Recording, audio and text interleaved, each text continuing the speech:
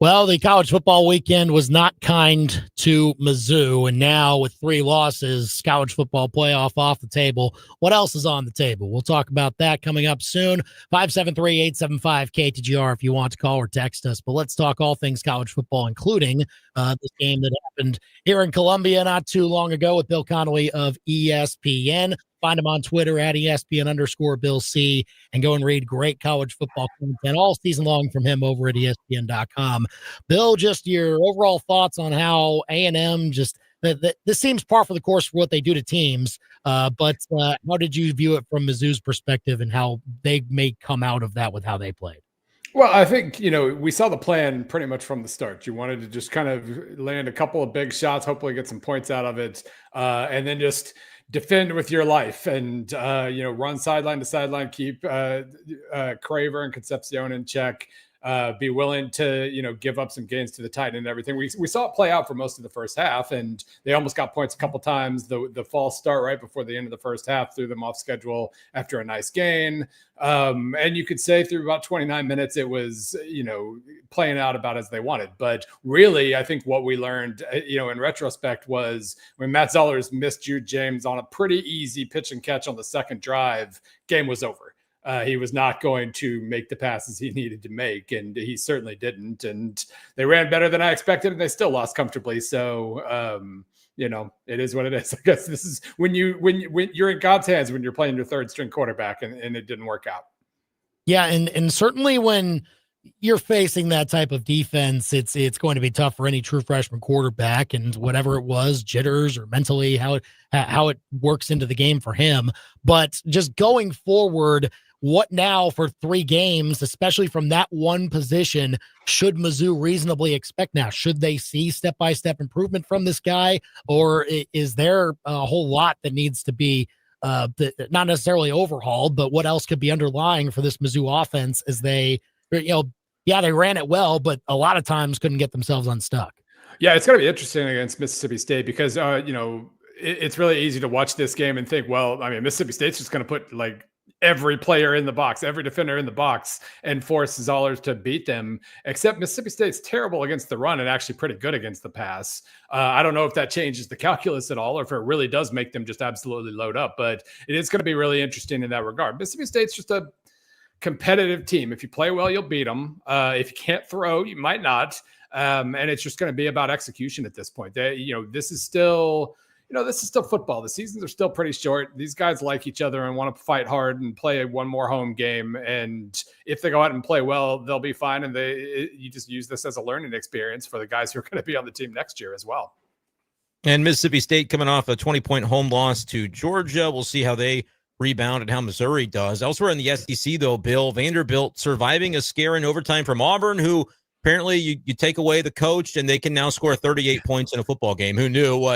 Your takeaway from that and the way that it, I guess, saves the chances for Vanderbilt to potentially still have their goals in reach. I was confused in the offseason because I thought Ashton Daniels was actually pretty decent at Stanford last year, and I was confused why the job was just kind of given to Jackson Arnold when Arnold seemed broken last season. Turns out he's better than Jackson Arnold. It just took quite a few games for him to get into the lineup. So, yeah, I mean, if you're Vanderbilt, I mean, the defense is falling apart. It's completely out of gas. They hit the bye week at a good time, but they survived. Diego Pavia had to carry some significant weight and did so, and survive in advance. When your first string quarterback stays healthy, you could do things in November. And I doubt they have the defense to survive Tennessee at this point, but you never know.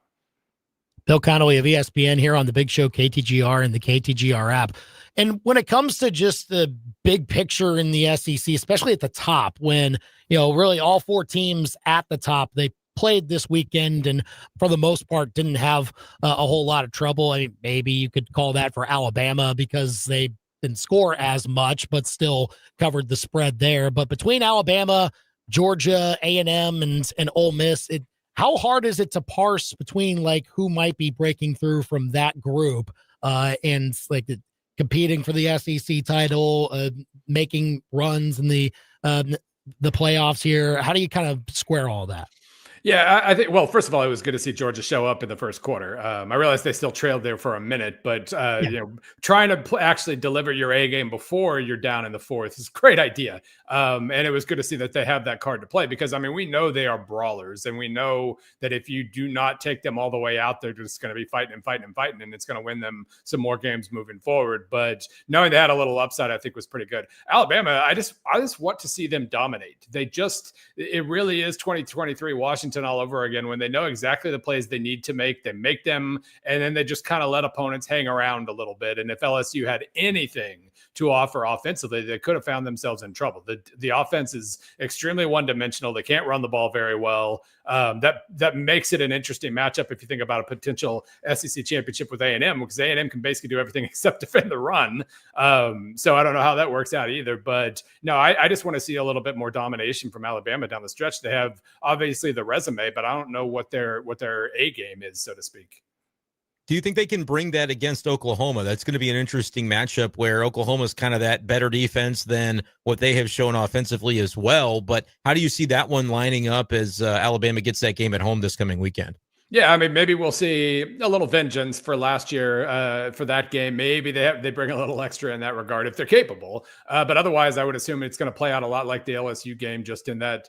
Yeah, I mean, their defense isn't the absolute best in the country, but it's better than OU's offense, and they're happy to just kind of lean on that, take the big pass plays when they come, and just kind of slowly distance themselves throughout the games. My numbers have loved OU all year, more than I do, and they only have this as Bama by 1, so I'm happy at this point. Either SP Plus will turn out to be proven right here, or we'll stop overrating Alabama or Oklahoma, and we can actually bump them down a little bit.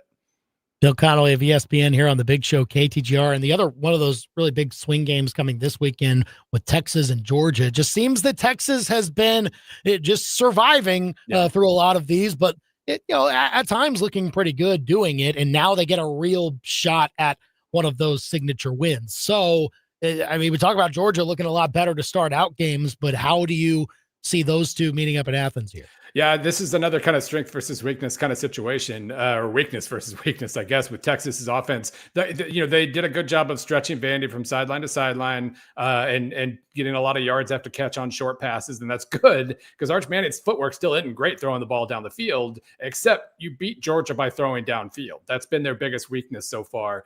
Texas's run game, the offensive line isn't good. The running backs are banged up. They've had to lean on Arch a whole lot already, and they're probably not going to be able to run the ball against Georgia, but if he can actually hit some shots downfield, their defense is good enough to stop Georgia and make it interesting. I just trust Georgia so much more than I trust Texas this year. Elsewhere, Bill, how do you react from some of the interesting action from the Big Ten this past weekend? Indiana finally getting tested and like needing to be great down the stretch to survive the game at Penn State, and then Oregon finding a way to get over the hump at Iowa, two teams that are still in line for the CFP after this weekend's results. Yeah, Oregon has been Big Ten. They are now officially a Big Ten team. Their last two games have been 18-16 and 21-7. They're like Dante Moore's not doing a whole lot now, but their defense is suddenly second in my SP Plus rankings. So they're officially a Big Ten. That should be enough to handle Minnesota this week. Minnesota hasn't defended well at all on the road all season. But I think that was a great test. I think I was really good. They're top 15, borderline top 15-ish for me. And they almost Iowa'd their way to a win, and Oregon managed to survive that. So that was a great test, I thought. Indiana was kind of interesting. I mean, they really, obviously, their number one receiver was out. They have a really good number two receiver who made about the greatest touchdown catch I've ever seen at the end. But they were a little bit handicapped, and Penn State, at home can still deliver. I think Penn State's actually kind of a top 25 level team again. So it was a pretty good test. They survived it. It made me trust Ohio State more, obviously. I do think they're pretty comfortably the best team in the country at this point, but Indiana still has a lot to offer and they survived. So they're in good shape here for a good seed. Bill Connelly of ESPN here on the Big Show KTGR. Carnage in the ACC, apparently, with everything that has been transpiring. Finally. With all of those. Brendan's been waiting for it for years. Yes. It's finally happening. I suppose now Georgia Tech is more so in the driver's seat, but there's 5 teams with 1 loss. I just wonder how everyone is going, and it doesn't include Miami. So how do we make sense of what this conference could be putting out as a CFP representative here soon.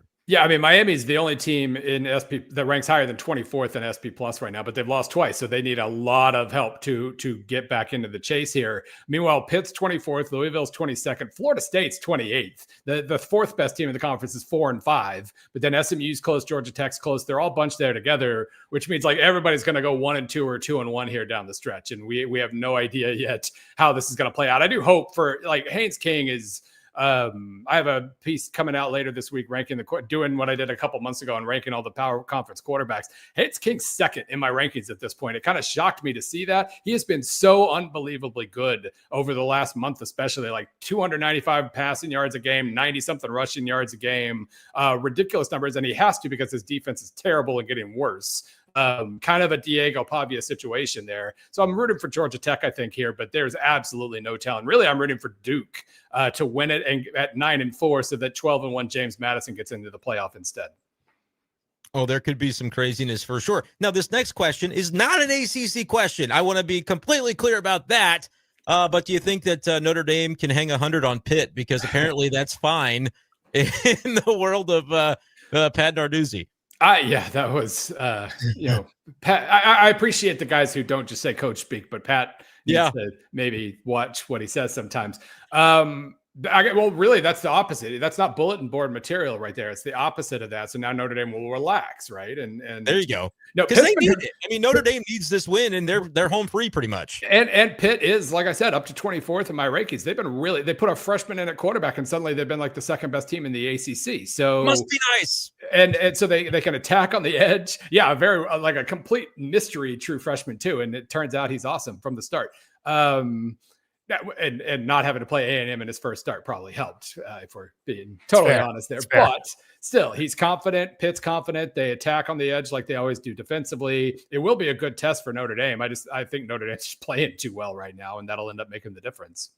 Bill Connelly of ESPN here on the Big Show KTGR. And then in the Big 12, I mean, I think it's pretty clear now who's got the top spot, at least for now. I guess the question then would be, Bill, like for anyone else that's trying to grab one of those at-larges that's outside of the Big 12, are they now in the territory where like it's probably going to be Texas Tech, assuming everybody wins out, and then either the winner of BYU Cincinnati coming very soon, that like could there be a potential of just bid stealing towards the end? Is that really what we're on lookout for? Yeah, I would think so. I mean, Tech, I was very curious where the committee would rank them last week, and they treated them with respect for the fact that they've been amazing, and their only loss came without their starter at quarterback. So that was pretty good. And it does feel like they're pretty safe now, especially with the BYU win.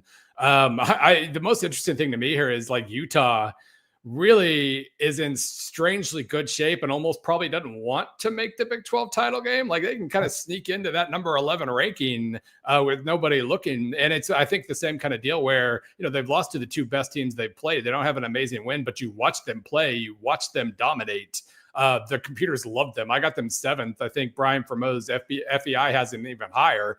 They're just really good, and they might sneak in there. It'd be kind of interesting. And yeah, like I said, if a couple upsets happen and Utah sneaks into the game, like that almost hurts them. So we'll see. Could be very interesting down the stretch here in this November, as it always is in college football. Bill Connelly of ESPN, great to chat with him here about all of it here on the Big Show KTGR. Follow him on Twitter at ESPN_Bill C, and go to ESPN.com to read his great college football content. Thanks for coming, Bill. Hope you're well. Talk again soon. Absolutely.